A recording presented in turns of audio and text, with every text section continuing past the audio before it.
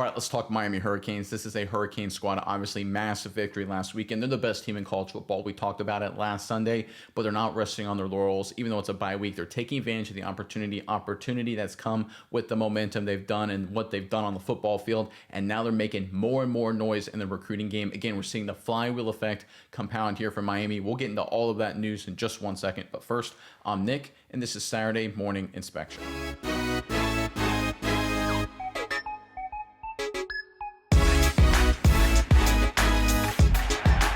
All right, Miami, best team in football right now. I know some people out west will say Oregon. You may see some people say Ohio State. But based on the strength of schedule and the challenging opportunities, Miami has stepped up to the plate and answered every single problem that they've come across, right? Whether it's out of conference, in conference, on the road, at home, they've got it done. Prime time, not prime time. They execute. They find a way to win and often win decisively.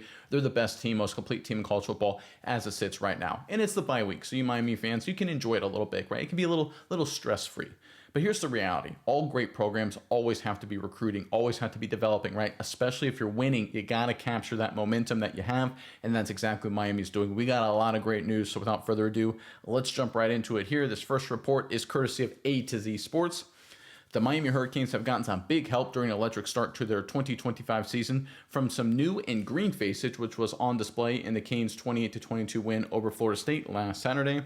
Miami's 17-year-old true freshman phenom Malachi Tony had a huge game with 7 catches for $107 and 2 touchdowns. Fellow true freshman safety Bryce Fitzgerald also had a key interception in the game. And now Miami could be set to get some help early on from a local young player next season. 4-star commit Kenton Dobson is reclassifying from the 2027 cycle to 2026 per Rivals. And just to pull up the tweet here, just to confirm it, this is from Rivals' Twitter account. New elite 2027 quarterback, a Miami quarterback commit, Kenton Dobson, is reclassifying to the class of 2026. This is so important, right? And this is, again, credit to Dobson as a kid, putting in the extra work, reportedly doing online classes to make himself more available. I mean, you love to see these young, I know when I was in high school, I wasn't putting forth that kind of effort, not at all. So credit to these guys for going that extra mile. It's obviously a great sign that they're that focused, that disciplined. Obviously, going to extra online classes, it ain't easy to do, right? It's taking time out of your day, and these young kids are getting it done. So all credit there, that is due. But this is what happens when you build momentum, you build energy, and you have young guys making the plays. You've got guys like Dobson, and I guarantee you a lot of other freshmen, a lot of other potential recruits are like, wow, Malachi Tony's playing, he's making plays. While Fitzgerald's playing, he's making plays, right? You got all these young guys, offense, defense, special teams, scoring touchdowns, primetime. Herbstreit's talking about him. Reese Davis is talking about him. Pat McAfee and Nick Saban are talking about him, right? These are the lifelong dreams of these kids are seeing it come in front of their faces with other 17 and 18-year-olds. What does that mean? They want to get involved in the action, right? And that's what I always talk about, and we always talk about on this channel when my co-host joins me. A players want to play with A players. Miami, with the freshman class and all the young guys they've thrown in there, it's a bunch of A players, A-plus players, if I'm being totally honest. So all of these other A-plus recruits, they're like, I want to go there and I want to go there now. And I will sacrifice to go there now. I will take extra classes. I will go through online classes. I'll figure out a way to reclassify so I can join those A players now with all this momentum, all this buzz, all this energy. And this is all Mario Cristobal's doing, right? As the leader of the staff, as the head coach, this goes back to him, right? Obviously, some of his assistants and a lot of people in the organization, of course, the players themselves, they're the guys that get it done, the boots on the ground. But this is Cristobal's vision. This was his determination. This was his goal. And so far, it's coming perfectly into fruition. They're doing it without like a Cam Ward, with this transfer superstar that's carrying the team, a Heisman Trophy candidate. This is a team in the truest sense of the word. They're relying on veterans. They're relying on new starters, old starters, and true freshmen making big plays. And the top recruits in the country, whether they be local or in completely different states, whether they be in Central Florida, North Florida, West Florida, or Los Angeles, right? It doesn't matter. They see what Miami is doing and they want to be a part of it. And this isn't the only news source that points in that direction. We've got another report here, courtesy of Canes Warning.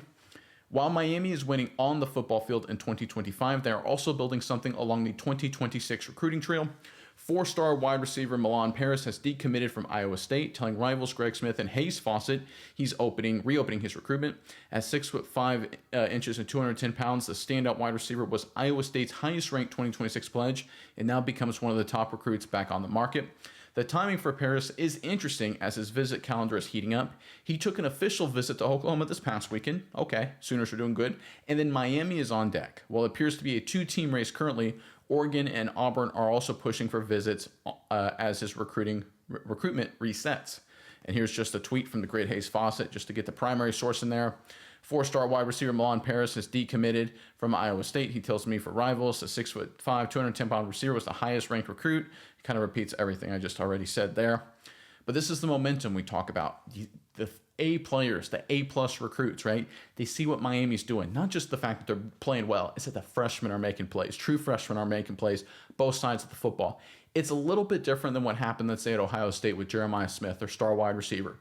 Listen, a lot of these recruits, these 4- or 5-star recruits, they're very confident guys, but they all know in their heart of hearts, they're not Jeremiah Smith. Jeremiah Smith, wide receiver for Ohio State, he's a freak phenom guy that happens once every 3, 5, 10 years, right? They know they're not Jeremiah Smith. So if they look at what Ohio State's doing with Smith, they're like, I don't know if I go there if I play, if I can be an impact guy. Whereas they look at Malachi Tony or Fitzgerald, who are big-time recruits, mind you, but they weren't anywhere near, based on the rankings anyway, Jeremiah Smith at Ohio State. So it's doable for them. It's achievable. So they get a chance to look at Miami and say, hey, I don't have to be, the number one player in the country and the best prospect in a decade to go to Miami and contribute as a freshman. If I go out there and do my job well, Cristobal and his staff will get me on the field. And again, it goes back to the head coach once again. This is momentum. This is the buzz. This is the energy right now behind this Miami Hurricanes program, and it makes them a dangerous force, not just in the ACC, but nationally.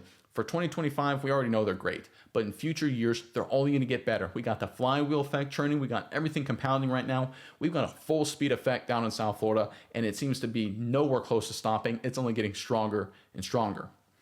All right, Miami fans, we got a lot more to break down today, but first, want to hear from you guys in the comment section below. Hurricanes working through a bye week right now, but as you look towards the rest of their schedule, which we'll get to in just one second, what's the one game that concerns you the most right now on their schedule, right? You may feel confident that they're going to win them all by 20, or you may have a few reservations. Either way, give us the one game right now that really concerns you.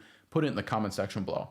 And right now, if you look at Miami with what they've done so far with their wins and the momentum they have in the recruiting game, it's full speed ahead. Everything's firing on all cylinders, right? Carson Beck's been as good as advertised. The defense been better than as advertised. Obviously, the new staff has done phenomenal on that side of the football. I mean, it looks like a complete team, young guys, veterans. They're checking every box. So let's pull up the schedule here and see where could Miami slip up. And right, we can go back and look at their wins. Notre Dame. Look, Notre Dame's a good football team, right? 3-point win, good job. Notre Dame they're a contender, right? They're legit. Bethune-Cookman, obviously. South Florida, a little frisky, but still a dominating performance.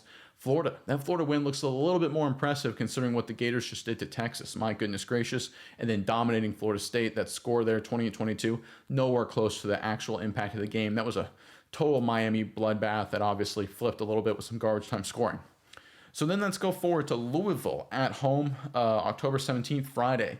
I'm always nervous about Friday games, and Louisville's a little feisty. But I still like Miami at home. I think at SMU could be interesting. Syracuse can be feisty. You go to Pitt, you go to Virginia Tech. I mean, if Miami shows up and plays 80% of their game, they win all these games, guys, because none of these teams are Florida State. None of these teams are Notre Dame. Frankly, half these teams aren't as good as Florida, and Florida's not exactly an elite team. So I look at Louisville, SMU, and Syracuse maybe. I think the fact that you have to go West Coast to Stanford, or I'm sorry, you get Stanford at home, then you have to go Texas, and then back home. I think that's a lot of travel. There's a chance that maybe something could happen by the end of that, but I still think that the Miami Hurricanes team, they're just too good, guys. I mean, I don't see a slip up here. I don't see a challenge, and maybe that's the biggest concern is that can this Miami team be motivated, right? Because week one, absolutely kickoff, Notre Dame matchup, South Florida, everyone's favorite fun, frisky team out of nowhere, handle that. Then you have a desperate Florida Gators team, in-state rival, handle that. And then Miami FSU, right? Oh, great rivalry renewed. Handle that. The question I have now for Miami, and it's going to come back to Carson Beck and Cristobal and the staff and the leaders on this team, not the true freshmen. The true freshmen have helped Miami get here, but now it's going to be on the leaders, the veterans, to be like, okay, how do we avoid the letdown? Because through 5 games, they've run through a gauntlet. I mean, just Notre Dame to South Florida to Florida State. You're just like, hey, there you go. That's a season's worth of rivalry games and emotion right through 5 games. You still got 7 more games left to play. How do you keep your wits about you? How do you keep working through the process?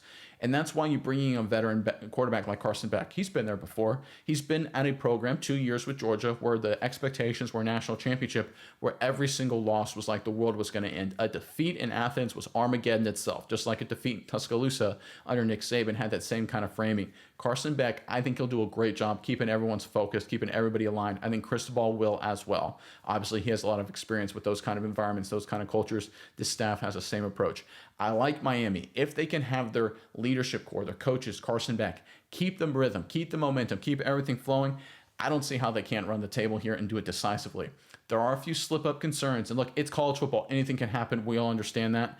But I think if Miami, based on the talent alone and the momentum they're building, as long as they don't have any disasters, any crazy games, some wacky turnover games or something like that, I think it's full speed ahead to undefeated. And then it becomes a question of seeding. And look, I talked about it through 5 games. I know Oregon, they beat Penn State. They look good. Ohio State's a good football team. Miami's the best in the country. They've proved it. They've earned it. Now it's about maintaining focus. And it's one thing to be the best in the country in big games, which you obviously need to do. But now you need to prove you can be a playoff contending championship team, because the playoffs now in college football, it's a grind, right? It's not like the old, BCS game or even the 14 playoff where you had 2 games with a month to prepare for one and 2 weeks to prepare the second, right? It's a week-to-week game now in terms of the postseason, just like it's a week-to-week game in the regular season.